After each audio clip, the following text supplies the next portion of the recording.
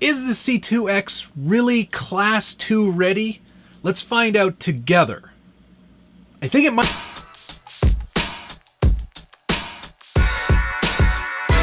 Welcome back to the Scale Builders Guild. Thanks again for watching. Today we're taking a first look at the new RC four-wheel drive C2X. And this is RC four-wheel drive's first foray into Class 2 specific ready-to-runs. And if you're not familiar with what Class 2 is, there is a set of rules put out by Sorca, Scale, Off-Road, RC... I should probably know what it means though. And Sorca publishes a set of rules that you can follow in your competition side of Scale RC Tiny Trucking.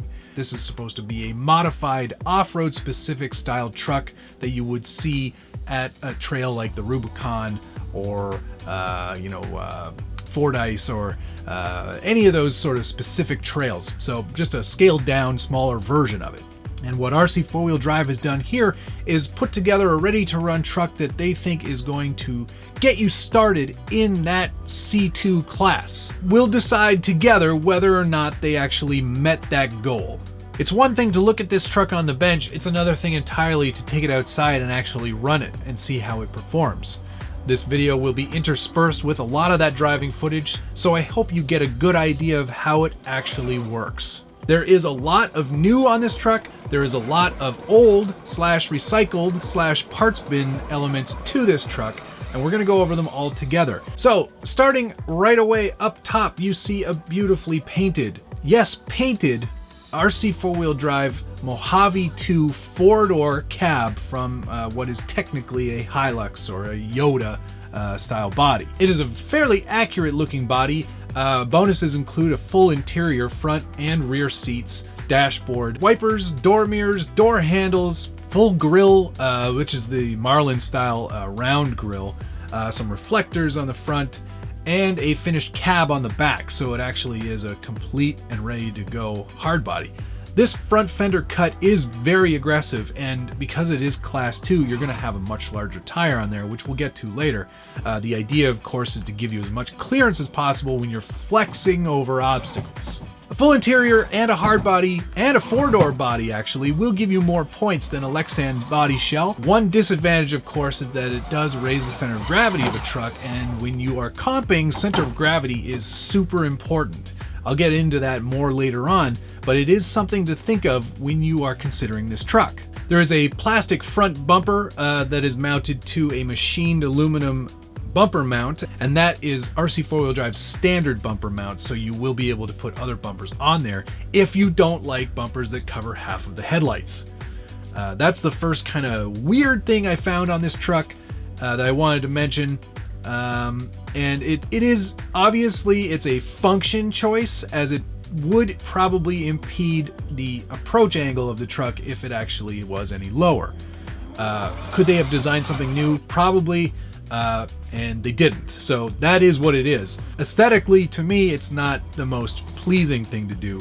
It is a little bit weird, and that's something that I'm probably going to add to my list of things to modify later on. This 6mm Delrin bed was added to the truck probably to make it feel a bit more like a truggy. It is a full chassis rail though, so it's not technically a truggy, and you won't get truggy points for it. You might get flatbed points for this. I'm not entirely sure. I'm going to have to check over the rules. And in fact, if you know, go ahead and put a comment down below and let me know how many points this flatbed would get. Because pointing out is important in scale comps, and obviously if they're claiming this is C2 ready, we got to make sure we get as many points as we can without having to add 100 bedrolls to the back. Although the front bumper is plastic, the rear bumper is aluminum, and what I do like about this is that it is a very Class 2 style rear bumper. It's only slightly wider than the chassis rails, and that makes it a legal bumper. It's not really designed to prevent any damage on the back, it's really just there to get you a few extra scale points. And being that it's metal, you get more, of course, than plastic. The next thing we come across are a set of RRD Mulligan Shocks from RC four-wheel drive. These are a 2-spring setup, giving you a lot of tunability options. One other thing to note about these shocks is that they are not filled with oil from the factory, so despite being ready to run, you will need to add some sort of shock oil to these shocks in order to see the benefit of an emulsion shock. I'm going to try some 60 weight oil from Team Associated that I picked up at the local hobby shop. The chassis is aluminum, and it is an all-new chassis. That is not something that should be forgotten. This is not a Grande 2, and it's not a Trailfinder 2 chassis. It is an all-new chassis with new servo mounts and a new center skid. It's worth noting, is it enough to call this truck entirely new?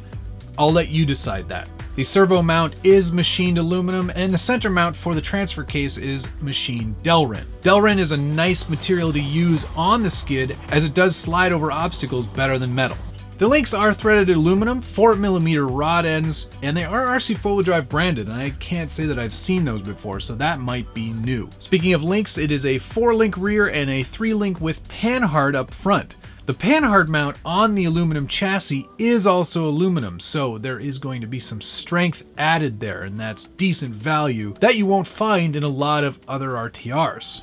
The axles are axial SCX10 style D44s from RC four-wheel drive. They're a proven design, it's not anything new. The pumpkins are quite large. If you've ever had an original SCX10, then you are very familiar with this style of axle. It is a nicely detailed axle, and because those gears are so much larger, they should hold up to a fair bit more abuse than some of the more recent axle designs that are of a smaller overall diameter. Another feature of the D44 axles is that RC four-wheel drive does offer over and under drive options for the ring and pinion set. That said, they are a parts bin element, and it isn't anything new to the market, but I guess they kind of wanted to just go with what's proven and what works and what they had on hand. The front axle also includes XVDs, so there is a substantial steering angle available. Drive shafts are plastic and metal.